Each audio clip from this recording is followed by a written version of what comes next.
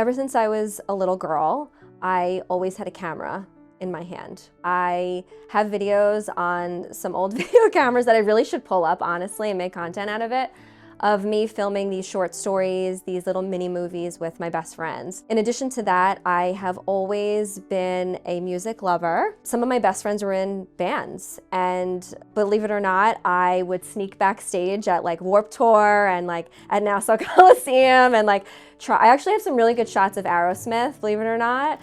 And I have this old school footage of like Paramore, like all these like well-known bands and like musical artists now that I filmed like back in the old day, which is like on my old digital, like Sony digital camera, you know, which is so cool. So I always loved capturing the essence of a moment. Fast forward to college, went to school, and I was a fine arts major because I loved photography. And I was like, oh, like this is great, I love it, but I'm not gonna make any money doing this. What if I taught photography? I was like, okay, so I became an art ed major.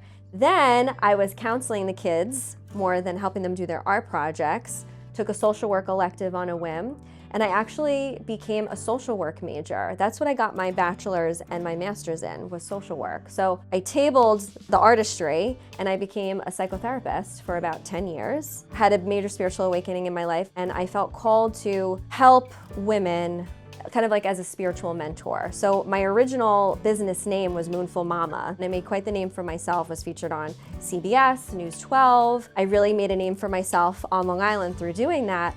But ironically, on the side, everyone was like, what the hell are you doing? Like, how are you finding so much success in such a short period of time? I'm not like the Wizard of Oz. I always pull the curtain back and show people what I'm doing.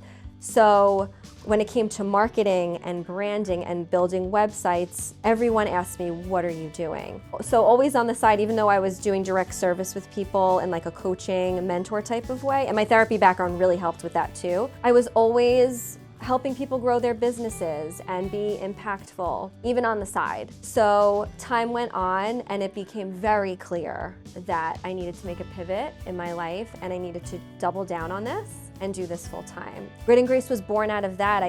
When I wanted to build a team, I knew Moonful Mama wasn't gonna cut it. Like, what if I had like men on my team, which I do now? What if I didn't want to just serve moms or mamas, right? When I knew that I needed to have a team to help me impact as many people as possible and influence as many people as possible, that's when the name came about.